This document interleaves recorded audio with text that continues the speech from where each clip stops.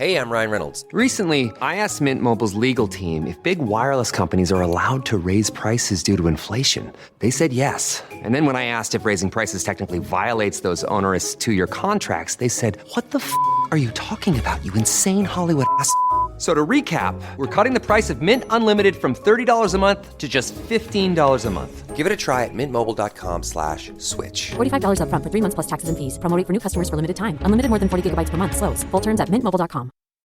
Why take one vacation with the family when you could take all of them? With Royal Caribbean, you don't just go to the beach. You visit a private island and race down the tallest water slide in North America. You don't just go for a road trip. You ATV and zip line through the jungle. You don't just go somewhere new. You rappel down waterfalls and discover ancient temples. Because this isn't just any vacation. This is all the vacations. Come seek the Royal Caribbean. Ships Registry, Bahamas. Your picks have been horrible, man. It's the point. That's the point of the show. Isn't it? Isn't it? It's possible. I don't understand what this podcast is about. Poppycock. It's a fuck house. On a weekly basis, we are consuming more concentrated bad movies than probably anybody in the history of mankind. Poppycock. What story? What story? What are you talking about? Do you want lunch? I have yet to laugh in this movie. I'll just tell you that. You picked it, motherfucker. So just remember that. You know what the problem with Hollywood is? They make shit. Unbelievable, unremarkable shit. So I was legitimately offended. You were offended? I was offended. I didn't know you could get offended. I was offended. This did it. If I were gay, I wouldn't be offended. They're fucking making shit up, Amin. Inconsequential detail after inconsequential detail after inconsequential detail. Bees don't lie. 1, 2, 3, 4, 5, 6, 7. I'm holding a mic in my hands, and now I'm talking all alone.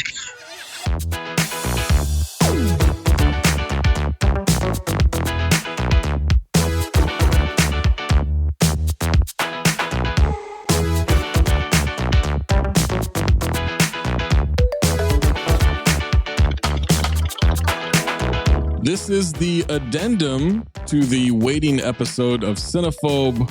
Zach Harper, that's Amin Hassan, that's Anthony Mayes. And we couldn't do the movie Waiting without getting the thoughts of an actual expert. And so I'll just be upfront with you. Forever we've been holding this movie because there was a chance we were going to get Guy Fieri. Was there? Yeah. There's a chance? I was talking to his people. Turns out very low on the totem pole for a guy whose schedule is, I don't know, maybe made up. I don't know what's going on, but tried for a while, just kind of touching base here and there. Did you try Taffer? Did not try Taffer. I did not try John Taffer. So what you're saying is I'm like 5th or 6th on your fucking list? No, you're second on the list. You just weren't first. That's what I'm saying. So the one and only Chef Reactions on TikTok, on Instagram, on Twitter. He's everywhere. He's got millions of followers. Chef, thank you so much for joining us on this addendum to Waiting. We've already recorded our episode of this, but we do this every once in a while when we get a special guest and we have a special movie. And I feel like this movie, at least for me, I watched this movie a lot when it came out. Yeah. This was a DVD that got worn out for me. You weren't a chef at that point, right? I hadn't started just yet. I think I was maybe like 1 or 2 years before getting into kitchens. Did it make you want to become a chef, or did it make Fuck no, dude. It was just a funny movie at the time. Like I was 2005, I was 22. So I was right in that sweet spot. These crude movies, these late night comedies, I guess they call them nowadays, but movies basically that couldn't get made today. Those were the kind of movies that I was into when I was 22. You know, the cruder, the better. The pathway you took where a couple of years later, you get into a kitchen. Did you think that this was preparing you for that? Like when you start getting into becoming an actual chef, do you start thinking like, well, I've seen movies where the kitchen this happens, the kitchen that happens, the 5-second rule. Zach, that was my question. Like when you started chefing, where you're like, hey, this happened in Waiting. Or you're just like trying to show someone your balls. No one's interested. They're just like, no, what are you doing? We're in a kitchen. Look, I've seen a lot of fucking ball sacks, a lot of assholes. I've never been the guy to flash the sack. That's not really my style, but I've worked in those environments. Really? Oh, fuck, dude. The kitchen industry. The Batwing. I've never seen the Batwing, thankfully. But the kitchen industry it used to be really toxic. It still kind of is, but there was always that pirate mentality in the kitchen of we don't give a fuck about you. You don't give a fuck about us. Let's cook your food. Let's fuck around. Let's have a good time and go home and get drunk and get high and do all those things, right? So I've worked with these kinds of people, but it didn't really prepare me for the realities of the kitchen life. But over the years, I've worked with every single character in that movie. The accuracy in the different roles, it's pretty scary. Like Monty, every fucking restaurant has a Monty. Oh, no. You know what I mean? Like there's just that one guy, maybe not with all the statutory stuff, but there's always that one smart ass who's been there a pretty long time and thinks he's king shit. Yeah. And then Naomi, the really angry one. Yeah. Alana Ubach. She's been there too fucking long and she gets angry at everything that people, can I get a glass of water? Motherfucker. You know what I mean? Like there's people like that too. I've dated a few Naomis for sure. That's a shocker. Dude, me too. Me too. That's funny. That's what they call Zach. They do. Sure do. Naomi of the podcast world? They call him Me Too. Oh, Me Too. Oh, shit. Goddamn. Whoa. That one flew right over my head, man. I didn't even pick up on that one. Mine too. I thought he was just calling me an angry waitress. I didn't know what the goodness. Chef, have you ever worked with a bishop? Is that the dishwasher? A wise sage. Dude, every kitchen I've ever worked in has some dishwasher like that. It's always some dude that's going to drop some crazy knowledge out of nowhere, like some cryptic fucking like life advice that you wouldn't get from anywhere else. There's a bishop in every kitchen, man. Like Sri Lankan dishwashers. I've learned so much from Sri Lankan dudes that can barely speak English just based off like 3 or 4 word like life advice sessions when I'm having a cigarette out back. Dishwashers are a different breed, man. A career dishwasher. Yeah, you don't want to fuck with those people. And they will teach you lessons that will literally change your life, just like Bishop did in that movie. I want to ask a question to Zach and Mayes. I figured it would be accurate to the restaurant industry, but like, did you guys expect it to be this accurate? I thought it was just funny that they have a dishwasher that gives sage advice, like as a comedic tool. But what Chef is telling us, like, no, that's a thing. That's just everywhere. Yeah. Because I was trying to think of like, all right, all the servers or bartenders or whatever that I've dated. All right, I've heard this and I've heard that. I felt like, okay, it's like kind of accurate. Mm-hmm. Yeah. Not like Chef saying, I've worked with every single personality. I thought it was more specific to Rob McKittrick's experience. And I don't think he was necessarily taking too many leaps with any of the characters. I'm sure that he has worked with all of those personalities, but to hear Chef say you got one in every restaurant in every corner of the country, it's pretty amazing. Dude, everybody's fucking each other in restaurants. Like that I knew. Everybody under the age of 30 is fucking each other. It's very incestuous, the industry in general. Like bartenders are fucking servers fucking bartenders, cooks, getting in the mix. The prep guy's cucked in the corner. Everybody's playing musical, sexual, reproductive organs in the restaurant industry. Would you say that it stays mostly within each restaurant, or there's like cross-restaurant pollination? Kind of depends. That's what industry night is for. Industry night. That's exactly right, man. There's a lot of crossbreeding, I guess you could say, between different restaurants. But by and large, like people spend so much time at the restaurant that it's hard to meet other people. And you end up developing bonds with people that maybe you wouldn't necessarily in a regular situation. Same thing with romantic interest. Like you're just around somebody for so long that eventually you're just like, oh, okay, I guess we're going to have sex now. That's how this podcast works. Chef, I want to ask you, away from the movie Waiting, we were talking before we came on about your account, which I follow. I love, man. I love your videos. Appreciate you. Zach brought up a recent one of these awful creations that you critique. The sausage, what did you call it, Zach? The sausage ambrosia. That's what he called it. He called it sausage ambrosia. My mom sent it to me. Yeah, it looks about white. Yeah, I'm telling you, this recipe is so wonderful. I highly recommend trying it. It's not. Don't try it at home. The sausage recipe is ideal for an afternoon It's like snack. a fucking It's like a sausage ambrosia salad. And it looks. You show up to the backyard barbecue or the cookout with this fucking thing, and it's on site. That can go in the oven. You're going to put this in the oven? My parents are in on this now. My sister's in on this now. And they're sending it to me. I'm like, hold on a sec. I didn't even get a chance to watch this yet. You guys got to stop making the jokes and comment, too. Now, here's the funny thing. I've gotten to a point where I can watch and I can guess what your rating is going to be on something. Yeah. Based on what they're doing and your commentary. But the thing that shocks me every time, and none more than the sausage ambrosia, is that you always say, I try it. Why would you try these awful things? Oh, you have to. No. Science. Yeah. Science. Hell no. It's all in the name of science, dude. my job is to taste things. You know what I mean? And I know that me taking a bite of that ain't going to kill me. The worst thing that's going to happen is I'm going to spit it out. Usually it's curiosity, because sometimes something may look like shit and may be prepared like shit, but then you take a bite and you're like, that's not that bad.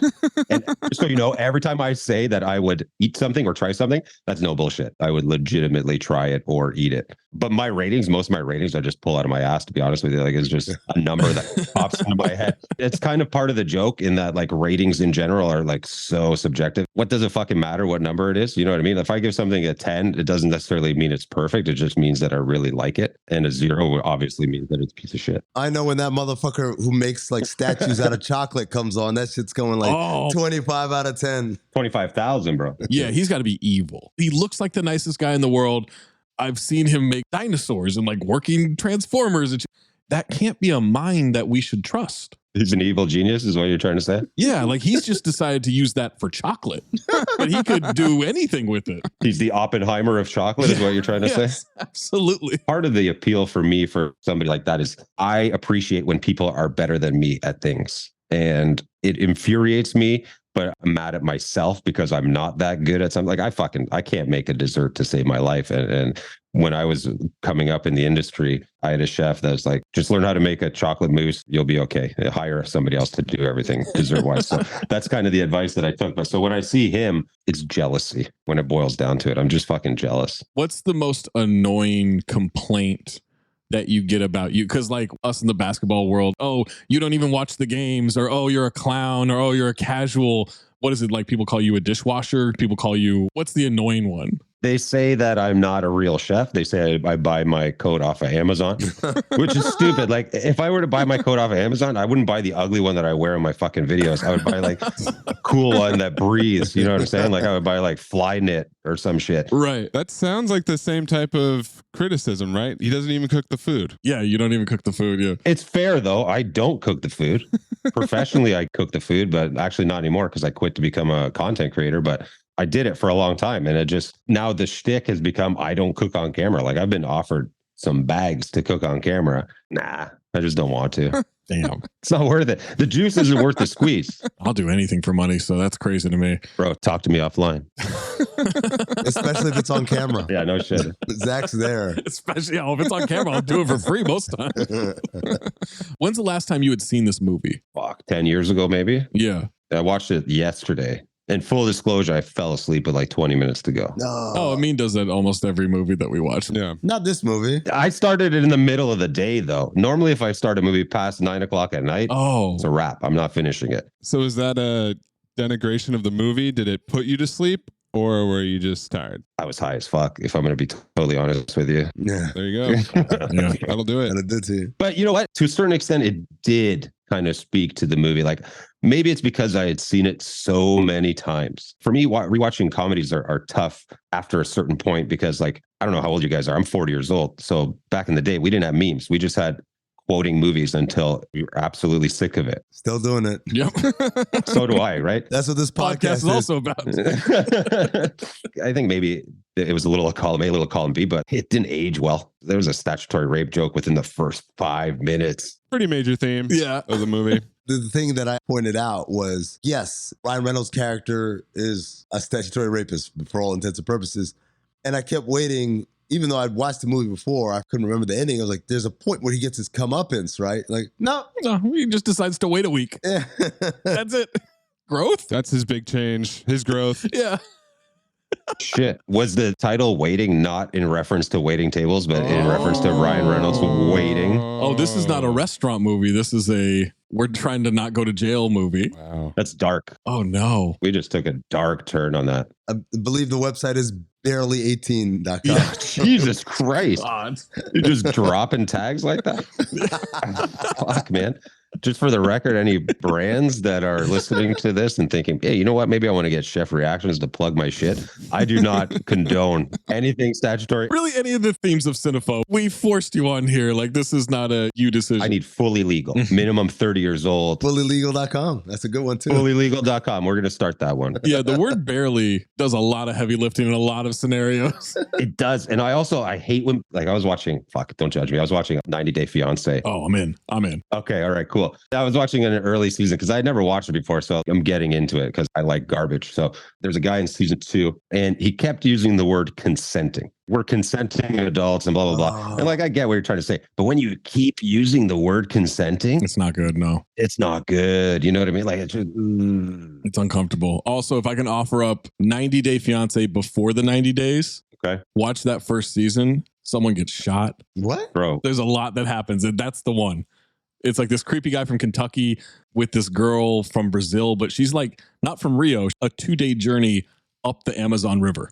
She's in the favelas. Not even the favelas. She's legitimately in the jungle. Okay. And this is the most neurotic guy in the world. It's fantastic. It's an incredible season. I've only watched 2 seasons, but you just described every couple on 90 Day Fiance. Oh, it's amazing. Sort of divert this conversation from waiting to 90 Day Fiance. No, Zach's never been happier. Yeah, I've been trying to turn this into a 90 Day Fiance show for a long time. We'll talk off air and we'll start a 90 Day Fiance podcast because that show is insane. Done. And again, put it on camera. I won't even ask for money.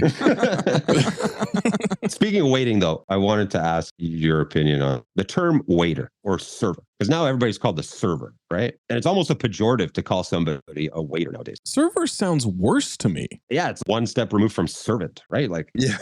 that's what the customers treat people like. But to me, it just always felt strange. I don't have a problem. I mean, I also have never worked food industry. Like I worked retail, but that was the max. The idea of then working in the food industry, like I knew I didn't have that in me to deal with people in that way. I'm back of house for a reason. They don't let me out. Yeah. I can't imagine you being the friendliest waiter. Oh, your steak is overcooked?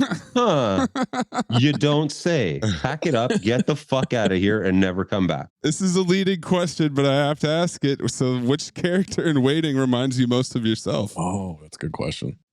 Because I feel like that line that you just gave me right there could have come out of Dane Cook in this movie, and I wouldn't have been surprised at all. Yeah, in the kitchen, I'm surprisingly calm. Like, I don't raise my voice at people. I've worked for chefs like that. Like, I always say to people that I look at the generation of chefs kind of like our fathers, in that my grandfather was like kind of a dick to my dad. My dad was a dick to me. If I were to have kids, I would be less of a dick. You know what I mean? Like, it kind of fades out. It dilutes. It dilutes. Yeah. So, I mean, I've worked for the chefs that scream and yell and fucking throw frying pans and do all those things. So I lean the opposite. If I were to associate with anybody, it would probably be Dean, Justin Long. Yeah. I'm kind of a flatliner. Nothing really moves the needle too much for your boy here.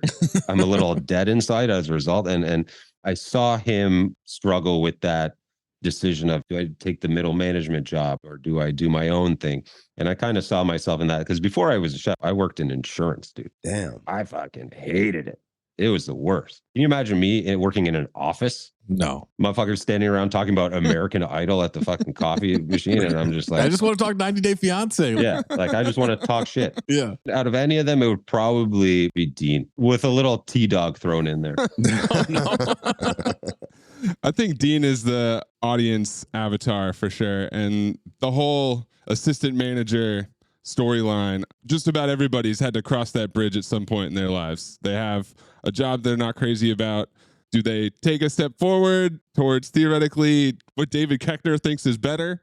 Or do they get the hell out of there like Dean decides to do? I've had to deal with that like as recently as 5-6 weeks ago. You know what I mean? Like, I started doing my TikToks about a year ago and I was a working chef. Like, I've been toiling away in obscurity, working 70, 80 hours a week. And I thought that was going to be it for my life. Right. And over the last year, some crazy shits happened. You know, the chef reactions, things kind of took off. And eventually I had to make a decision twofold. One, because my grandmother wasn't doing too well and I needed to focus more on taking care of her. And two, because I was starting to be presented with opportunities that just didn't make sense for me to go in and give 80 hours of my life for $1,000 every 2 weeks. Yeah. I was presented with that opportunity. It was kind of like shit or get off the pot to a certain extent. And even when I was playing with the idea, my grandmother, who I take care of, like I said, 88-year-old Eastern European, is like, but you got a steady paycheck every 2 weeks, man. Yeah. That's a steady paycheck. That's always going to be there until I fucking keel over a deep fryer at 45 and have a heart attack. You know what I mean? So I think maybe that's why it resonated with me even more so. You know, growing up, I probably would have said I was fucking, what's his name? Luis Guzman. Radimus. That's my guy. That's right. Yeah. When you were saying you weren't the yelling cook, I was like, is he going to go Radimus on me here? Yeah. Yeah. Come on. Yeah. I would have been Luis Guzman. Waving the towel when the clock's going down. Oh, yeah. Hell yeah. Yes. Oh, that's got to be something, man. What's the worst buzzer beater you had? Bro. Come in at the end of shit. Oh, fuck. Okay, so I'm working by myself. I had already cut all my staff because it was a dead night. And we were going to close at 10 o'clock, cut everybody around 8. I was just sitting around, fucking around on my phone, having cigarettes outside, counting the minutes. No bullshit.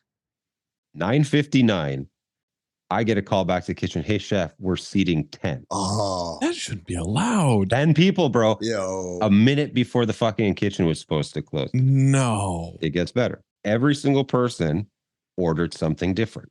So the key to a speedy dinner service is hoping that people order a bunch of the same shit. Instead of cooking one, you're cooking 4 of the same thing, but they all take the same amount of time. You can work out all the timing with that. And normally you have more than one set of hands to help you. In that case, I was screaming and swearing at that point, but there was nobody else in the kitchen with me. Right. So that's why I say, like, I would never put somebody else into that environment, but when I'm by myself, it's motherfuckers and cocksuckers. It gets bad. What was the most annoying thing to cook? Oh, well done steak. If you come into a fucking restaurant and order a well done steak right as you're about to close, you deserve every bad thing that's going to ever happen to you in your life. Did they order that? Oh, yeah. Did that group of 10 order the well done steak? Not only did one of them order a well done steak, another one ordered a medium, and another one orders a rare. Oh my God. You had Goldilocks of the Three Bears coming at 9:59. Plus 2 pasta dishes, a couple sandwiches, and a couple salads on top of that. So, like, I'm trying to get all this shit together, me by myself. I had just cleaned my kitchen as well because I was ready to go. Of course, I made a giant mess while I'm trying to get all these orders out. It was awful. After I put it out, I shut off the burner, shut off the deep fryer, just walked out of the kitchen. Like, fuck it, I'll clean it in the morning. I'm not dealing with this. Oh, fuck that. Yeah, no. Tapper would have your ass on a platter if you did that. Oh, Tapper would have been pissed, yeah. Because we've become obsessed with Bar Rescue over the last, what's it been, 2 months now? Feels like a lot longer, but wow, only 2 months? Space will just kind of put up with it. But Amin and I are texting each other screenshots and everything all the time about this show because it's just fucking nuts. Like, it's all performative, but it's insane the things that he says and comes, his sciences, which aren't science. 24,000 cars come by this building every day. That's not science. Like, that's just not. Yeah, that's statistics. Right. Butt funnel. Yeah, no, it's pretty staged. Yeah. But I'm sure he's a nice man. In that situation where you get 10 at 9:59, yeah, as a cook, you don't make any extra money from that, right? Like, they're not tipping you out. As a chef, I don't take tips. Oh, that's right. Yeah. Those tips end up going to the cooks that left a couple hours ago. That sucks. I never take tips. Oh, wow. When I was a cook, I took tips. When I was a chef, my cooks needed it more than I did. Yeah. I would never take tips. Unless I did something huge by myself, like a buffet or a banquet or some shit like that, an offsite catering. But even then, it was like, share the wealth. You know what I mean? I knew how shitty my cooks' paychecks were because I was the one that had to sign them. So any other chance I can get to help them out a little bit financially, take that $60, enjoy it. So, chef, I used to work for an NBA team. What team? The Suns. I used to work for the Phoenix Suns. Okay. I worked for the Knicks too before that, but one of my favorite things that would happen is when the coach would get upset and cuss people out. Because on the one hand, this is a serious moment and you guys got to lock in or whatever. But on the other hand, a lot of times coaches are fucking hilarious with the way they cuss. I had a coach once tell a player that he had one more rebound than Michael Jackson. And Michael Jackson had died like a week earlier. And this player was like a huge Michael Jackson fan. And so we're standing in the corner trying to be very serious because, hey, we're trying to get you guys to lock in. Also, dying of laughter on the inside. What is the funniest thing that you've heard a chef cuss somebody else out with? That's so hard to pinpoint because there have been so many. You know what? I'm going to tell you a big fuck up that I did and how my chef shamed me. I was an apprentice at the time and I was tasked with making gingerbread cake. So like a sponge cake that's gingerbread flavored.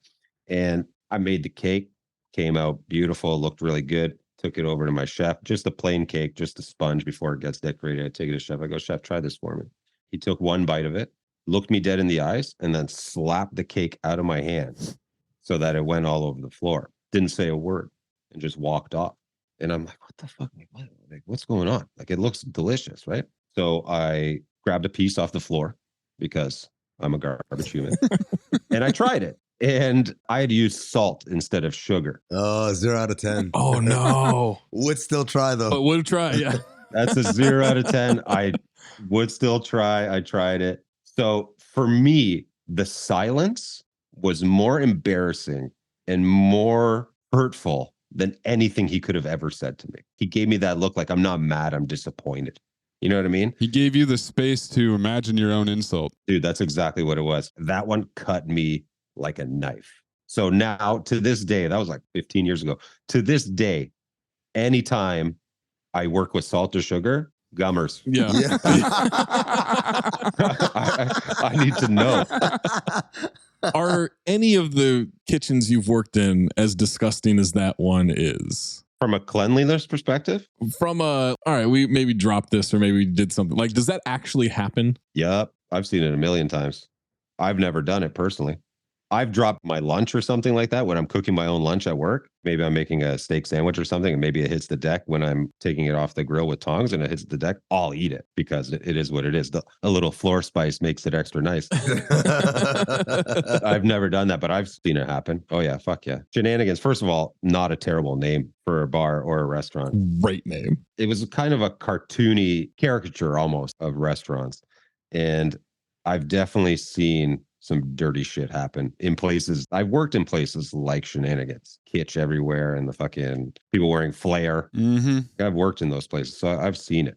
I've seen some bad shit happen. But my kitchen, as soon as I got into a role, head chef, executive chef, cleanliness for me is number one. I make people clean shit all the time. This is the most cliche phrase in all of the hospitality industry, but you got time to lean, you got time to clean. And for me, that was a really important thing. Like when the health inspector comes to my place, I'm not tripping. You know what I'm saying? Like I'm not freaking out, like trying to hide the raw meat and this, that, and the other thing. Cool, go do your thing. I'm going to pop out back, have a cigarette, come sign the form when you're done and just move on. But yeah, I've seen some grimy shit. I'm sure that the send back with the pubic hair and the spit and all that is maybe a little bit exaggerated, but has there ever been a situation like that where the cooks have been caught? Like the customer realizes that something's up and complains? Has it ever backfired? Like, hey, that's not my pube. Those pubes are way too short to be mine. I don't think I've seen it, but I do have two stories. One is, this is kind of like an urban legend. I don't know if it's true, but like there was apparently an Olive Garden that served a lady fettuccine Alfredo, and she had sent it back a couple times. Don't send back cream-based sauces. Oh, no. So she received her food back, took it home, reheated it, and ate it, and started feeling a little unwell a couple of days later. She still had a little bit of the food in her fridge, and it was determined that her fettuccine Alfredo was fettuccine Jizzfredo. Nice. Once you take it home, anybody could have come in that. What's a chain of custody on that? Only during the daytime, Zach. Also, how much cum? 100 cc's maybe? 100 cc, that's a lot, man. That's a lot of cum, man, to like successful. He's eating pineapple. What do you want? I love that it's an urban legend, man. Yeah. Okay. This next story is 100% factual, and it's from the customer perspective. My mother passed away, God rest her soul, and Mom, forgive me for what I'm about to put you on blast for. And look, my mom was a single mom growing up.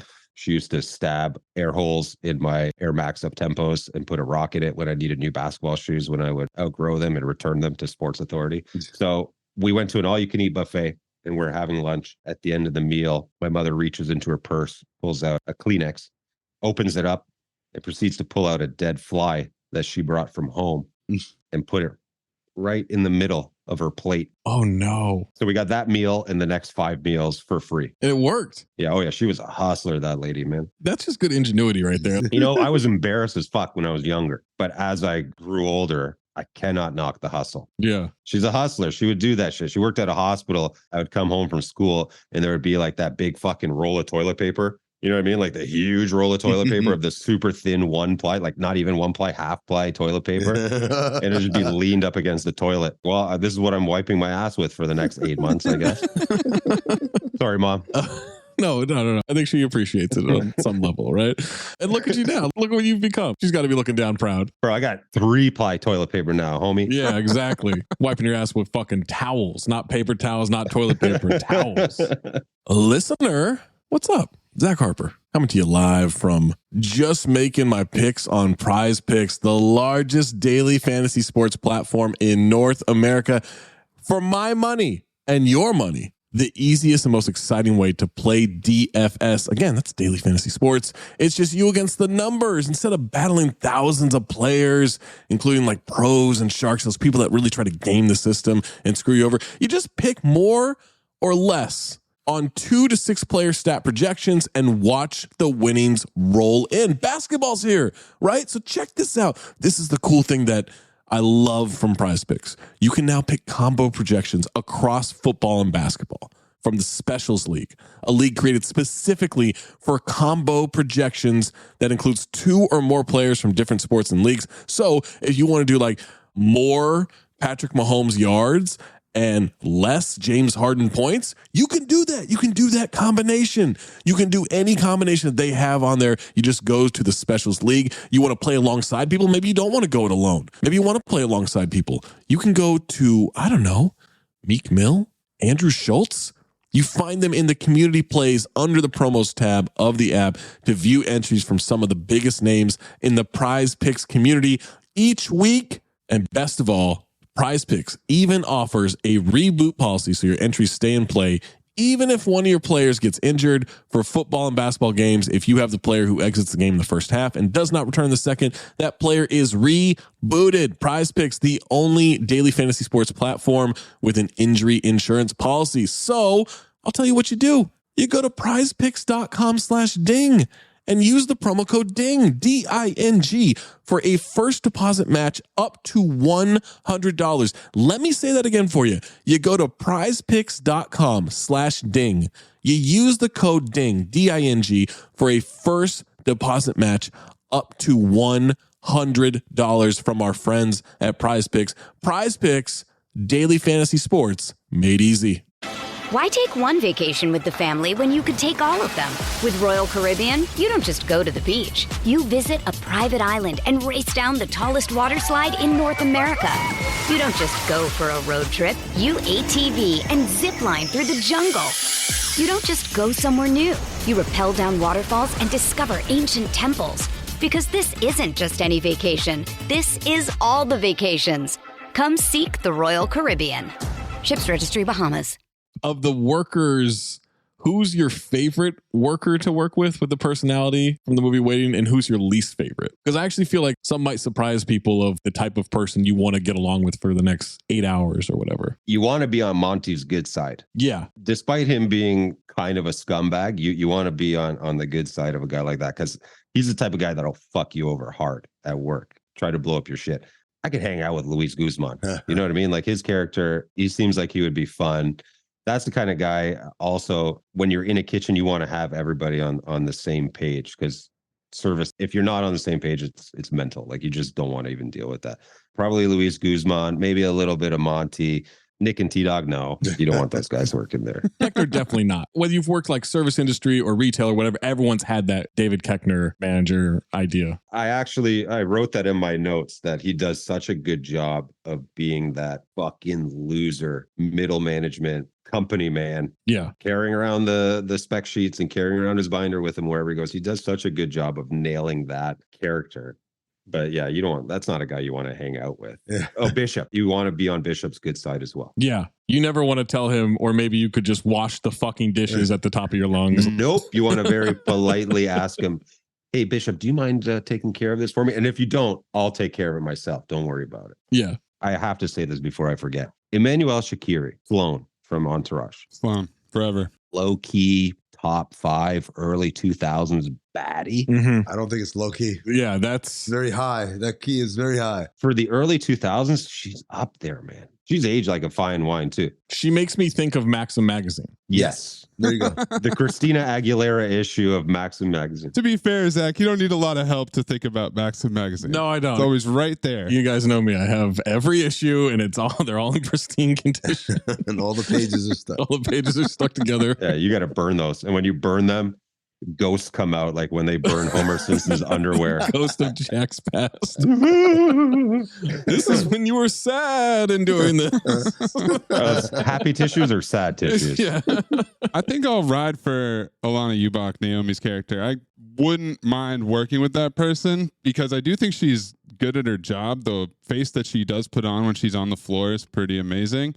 And then she also knows her shit because she's telling everybody what to do in the kitchen and stuff. I could see working with a person like that. Yeah, like you always want to have somebody that's on top of their shit, 100%. Especially when you have to train new staff in a restaurant. But here's the problem, is that attitude is infectious. Oh. So if you've got somebody that's like, fuck, I never want to be here. This place fucking sucks. Yeah. Eventually somebody else is going to be like, you know what? This place does fucking suck. And I don't want to be here either. And that shit can spread like wildfire in a kitchen, especially. Like morale is super important. Working in a kitchen and working in a restaurant, it sucks, man. There's no like redeeming part of it, right? That's how I felt with retail. Is like even the discount. There's no part of this that's enjoyable. I got into it because I loved food. I love cooking. But what working in the restaurant industry for so long did was make me hate cooking. I don't enjoy the act of cooking anymore. All my passion for it was sucked out of me by Karens and Keckners and all those people over the course of all the years, and Naomi's, like just working with people like that, because I've seen what happens to people in this industry, and there's no exit strategy. Right. For people that do it for life, okay, there's people where you do it, it's a summer job, you're a shitty actor, like whatever, right? Like there's people that do it just to get a buck, and then there's people that do it for life. And I haven't seen too many chefs happily retired. We don't have benefits. We don't have job security. Like the pandemic showed that. They don't give a fuck. And now they're coming up with T1000s that are going to make hamburgers. There's not a ton of redeeming quality. The hours are long. You cut yourself. You burn yourself. Money's shit. If you don't love it, don't fucking do it. That's what I say. And if you do love it, you won't for long once you start doing it. Believe it or not, there's this really incredible restaurant in Sacramento called The Kitchen, and you would go there and it's like this experience. You're there for 3 hours. They don't like have tables in and out. There's a 7 p.m. hit time. There's a fixed menu every month. Each course is decadent and it's incredible. And it's like $250 for the meal and everything, and you get wine pairings and all this shit, right? And it's this real like event. You get to like talk to the chefs and talk to all the workers and everything while it's going on. And I remember asking one of them, the head chef, that was like, so what do you cook for yourself at home? And he was just like, cereal. I just eat cereal. I'm wondering if that's the same for you. You've cooked all the stuff. It's your job. And you're just like, what's the easiest shit I can do right now? Peanut butter jelly sandwich, bag of chips, can of Coke. Done. Yeah. Jesus Christ. I eat a peanut butter and jelly sandwich every single day. I'm trained to do so. Is there a decadence to your, or is it just like meat and potatoes, PB&J? Yeah. What's the bread? What's the... Dude, Jif peanut butter. And I alternate between grape, strawberry, or raspberry. Are we going crunchy or are we going smooth? Do I look like a fucking psychopath? Smooth. I like crunchy. So I guess you would, dude. Everything makes sense now. Yeah. I like the crunch. I like the texture. It makes me feel like I made the peanut butter. That's why your handle's Talk Hoops and not Talk Food. You know what I mean? He doesn't do that well either. I don't. If someone serves you a peanut butter sandwich with crunchy peanut butter, are you tasting it? Fuck yeah, I'll eat the whole thing. You seen some of the shit he said he would try? Like, dude, man. Here's the thing, right? Like I would work sometimes 12, 14, 16 hours, food around me all day long, and I wouldn't take a bite. Not a single bite, unless I was tasting something. Sometimes it would just be prep, so I'm not going to taste the raw onions because I know what a raw onion tastes like. But there would be days where I wouldn't even eat at all. And then I would come home and like, I'll eat beans out of a can, dude. Damn. I do not give a fuck. Do you understand? It's the path of least resistance. Cold? Just raw beans? It's been done. Yeah, it's happened. I'm not proud of it, but it's happened. I hate myself when I'm doing it, but I'm also being nourished, and it didn't take me any effort whatsoever. Can like Chef Boyardee, I'll fuck with that stuff, dude. Oh, come on.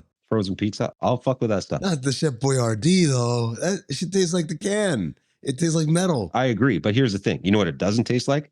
Effort. You and I had an exchange where you had mentioned the PB&J and I was like grilled cheese and you were like too much effort. Too much work. Too much work. I got to turn on the stove. I got to melt the butter. I got to do this. I got to do that. You got to wait for the cheese to melt. Dude, sometimes I won't even make peanut butter and jelly sandwiches. I'll just do them open faced, fold them in half and eat like a PB&J taco.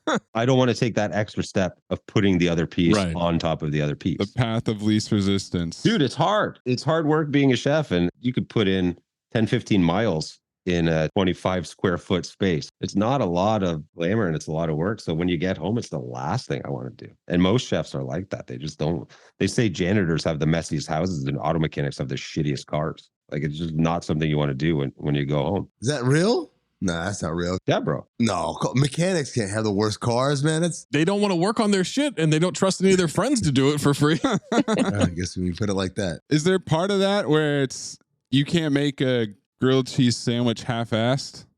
If you do it, you're going to do it? Yeah. Yeah. But at the same time, like, I do enjoy just a plain processed cheese, grilled cheese. Not every grilled cheese I make is like that scene from Chef where Jon Favreau is making the grilled cheese. Right. Yeah. There are times when I make it like that, but most of the time I just need sustenance. Like, it's not about the art. You weren't making a 9-course meal for you and the hostess you're fucking like Jon Favreau and Chef. Like, that wasn't the thing. I will say this. I am happily married currently, but when I was single and working in restaurants, never once, not once, did I fuck somebody I worked with. Wow. Way to not shit where you eat or eat where you shit. Shit where you cook? Do not shit where you cook. No, I would take away that applause. No. Why? It adds some drama to it. Oh, I know why. Yeah, like, adds a little spice. Yeah. I don't know why I asked why. I need more drama. Like, I need another fucking hole in my head, dude. Like, I do not. Like you said, don't shit where you eat. Don't shit where you cook. That was my number one thing. Don't make anything more complicated than it needs to be. You mentioned Chef. First of all, how do you feel about that movie? And then what are some of your other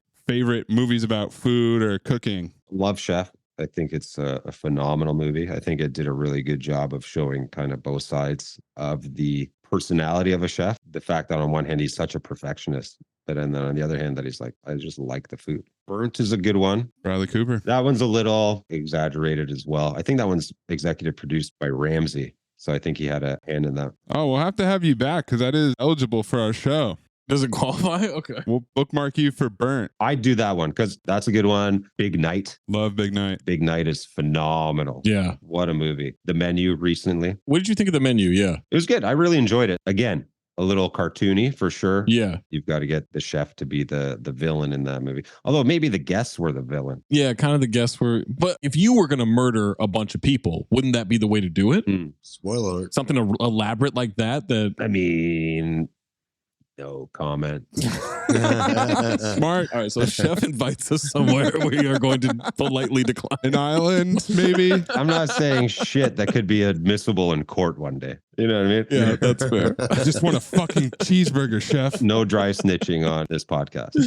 And then there's TV shows, Party Down. Party Down's great. Oh, yeah. Phenomenal. There was an old British show called Whites in reference to like Chef Whites. There was another one called Chef. Those were both good. I like British sitcoms. I like British humor in general. I was raised on Monty Python, and who's the one that chased around all the naked chicks? Benny Hill. Benny Hill. I would watch a lot of Benny Hill when I was younger. Out of all of them, though, Chef's probably my favorite. We always have a bunch of like awards for the end of each movie that we do. And so one of them is the Michael Biehn Memorial Ass. I don't know if you remember Michael Biehn. He was in the first Terminator. Of course. He's maybe the worst actor we've ever had in Cinephobe history with the movie. What was it? Deadfall? Yeah. He was struggling with voiceover reads for narration. It was bad. And so who do you think did the worst job of portraying a character in Waiting? Travis Rezor as Chet was a nomination. He's the old friend who comes in at the last second. Leaves him the 100. And Andy Milonakis is Nick. I was going to say Milonakis. He follows me on TikTok, though, so I should probably be. Nah. But what the fuck's he going to do? He ain't going to do shit. Yeah, I think you could take Milonakis pretty easy. I'm 6'2". I'll just hold my hand out and let him swing at air. Who do you think did the best job? Who was the Carl Weathers Memorial Ass Off Award for you? Carl Weathers. Yeah, dude. This is something we've talked about a lot on the pod, but Carl Weathers, when he was Apollo Creed in Rocky IV, spoiler alert, when he dies, that scene where he's on the ground convulsing, he did such a good job. The on-set doctor got worried and checked on him. Wow. That's how good of an actor he is. So yeah, the Carl Weathers Memorial Ass Off Award. Okay. All right. Shit. You're asking me who was the best actor in a fucking low-rent comedy from 2005. Yes. That's right. That's exactly what we traffic in. Yeah. Who do we give it to? We gave it to Alana Ubach for Naomi. I could give it to her. I would have said Ryan Reynolds, but he's the same character in almost every movie. He's like the white comedy Denzel Washington. You know how Denzel just plays Denzel? It's the same guy every time, yeah. Or Arnold does the exact same thing. Thing I always love about Arnold, it's like, you're a New York City cop, your father's been a New York City cop, your grandfather was a New York City cop. He just chimes in with that's right. With like a super thick Austrian accent, like totally just ignoring. Detective John Kimball. Yeah. I'm a cop, you idiot. So yeah, I would give it to Alana. I would give it to her. All right. And then our biggest question for every episode, chef reactions, phobe or file? Phobe, you hate it. File, you like it or you would watch it again. Actually, fuck that. Give us a out of 10 and would you eat it? Ooh. Oh, yeah, there you go. Yeah. If you asked me in 2005, 2006, 2007, I would have said 10 out of 10. Yeah. This is the funniest movie I'd ever fucking seen in my life. Having rewatched it yesterday. And you fell asleep. Give it a 5.5. Oh, wow. 5.5 out of 10. Wow. It didn't hold up. And I'm not talking about just because of like some of the jokes, because I like bad humor. You know what I mean? Like that stuff doesn't, I don't really get offended by anything, but I'm not the person that would get offended by those things. It just didn't hold up for me. I probably will never watch this movie again. Wow. I don't need to. Wow. I've seen it 100 times. Yeah. I'm at the point now where it's like, I'm 40 years old. I've got a finite amount of time left on this planet. I don't need to spend any more of it watching shit that I've already seen 25 times. I'll never watch Chappelle's Show ever again because I don't need to. Wow. I don't need to because I can recite it all from memory. Yeah, that's a fair point. I'll still reference it, but I haven't put it on in a while. I'll reference it, but like I just won't sit down and watch it. Maybe I'll catch a thing on YouTube. Things like that. Like I'm just trying to stray away from rewatching the same shit. So I don't think I need to watch this one again. 5.5 out of 10. Would watch if you haven't seen it. If you've already seen it, you don't need to rewatch it. Don't need to. Wow. That sounds like a tepid file to me. What do you guys think? Sounds like a file. Yeah, it's 5.5. I mean, it's over. Yeah. 5.5 over the limit? It's 5.5. It's over 50. That's a file. If you are a fan of raunchy comedy movies and you have not seen this movie, which I'd be shocked if you haven't, and you are a fan of raunchy comedies. But if you haven't, watch it. You will enjoy it. I'm trying to think of the movie that I would not watch again, not because I don't like it, but because I've watched it enough. That's a good question. What would that be for you guys? I don't know. I just keep rewatching the same shit over and over. Yeah, that's a bad. I don't feel like I need to watch Anchorman again. Oh. You know what? I'm on board with that one as well. Yeah, that's a good call. I know the parts that I remember. I'll watch the clips sometimes. I'll make the jokes, but I'm not dying to put that on. I'd rather watch Step Brothers or Talladega Nights if I'm doing a Will Ferrell movie. I watched Transformers, the movie, the cartoon, 8 million times when I was a kid. Mm-hmm. And like, I used to swear by that. That movie was like a foundational thing for who I thought I was. Of course. And then I watched it 10 years ago and I was like, this is horrendous. Bro, I almost watched that last night. No joke. I'm not even joking. I almost watched it last night because the cartoon one, the animated one. Yeah. Because 2 nights ago I watched G.I. Joe the movie. Oh my god, that's a file. Cobra La. Yeah, I watched that one, and so I was like, "Fuck, maybe I want to watch the Transformers animated movie." I'm gonna have to check it out, dude. Man, when Optimus Prime died, that shit moved me, man. Spoiler alert. Mine would be the second Jurassic. Oh, The Lost World? The Lost World, yeah. Oh, I like that one. What are you talking about, man? I like that movie too. The only part I really like is when they're going through San Diego. Everything else just whatever. But Jurassic 1 and 3, I'm all in on. 3's so good. But then the new Jurassic Parks? I like the first Jurassic World. I think it's good. Oh yeah, Jurassic The World. second one is good enough up until the last like 30 minutes. The latest one was a complete shit show. It was garbage. Awful. I don't know if you guys are like me, but like, let's say a new movie in a franchise comes out. I'm the type where I need to rewatch all the movies that were already in that franchise in order to refresh my brain. So, by way of example, there's a new Indiana Jones coming out. Oh yeah, I'll be watching all of those. Even Crystal Skull? Shia LaBeouf. I've only seen Crystal Skull once. That's all you need. I know, but there's a nostalgia element to it, right? He survives a nuclear blast in a fridge. Dude, what the fuck? Spoiler. What kind of fucking movie podcast is this? You're just dropping spoilers on that. Jesus Christ. But no, I'm that type. When the big tentpole Marvel movies come out, okay, now I got to watch Winter Soldier again for the 10th time. Damn, that's some homework, man. Yeah, it's probably like a little bit of OCD, maybe. I guess you could call it that. But I like doing that. Star Wars, I'm the same with Star Wars. I'll rewatch that shit when a new one comes out. Fast and the Furious? Oh, fuck. Nah, like I'll watch certain ones over again. The 10th one's a mess, man. Let me tell you, it is an absolute mess. And I fucking love that franchise. And I was upset after I watched the 10th one. I'm still going to watch it. John Cena in this one? Mm-hmm. I'm a big wrestling fan, so I'll watch it probably just for that reason alone. But yeah, some of them are pretty not good. Like I'll watch Tokyo Drift 1,000,000 times. That's the only one a mean scene. That's the only one I've ever watched. Really? I've never seen any other Fast and Furious. Yeah. You've never seen those movies? Bro, I'm envious almost. To have my innocence, to have my virginity when it comes to Fast and Furious. Do you guys ever wish there was something like, you remember in Men in Black, the memory eraser? The neuralizer. Yeah. I wish that there was that for movies. So do we. So that I could experience my favorite movies for the first time over again. Oh, well, we want it so that we can forget some of the things we've had to watch. That too. You guys have probably watched some bullshit. Mostly Cats. Then again, I've watched some bullshit too. I watch a lot of bad movies when I used to have to pay to rent them all. I would just grab whatever the fuck was there. Oh, like Redbox? No, Blockbuster. Going to Blockbuster, dude. He's talking about going in and getting the tape from. Oh, yeah. They used to have these buildings that housed VHS tapes, and you would go into them. Oh, trust me.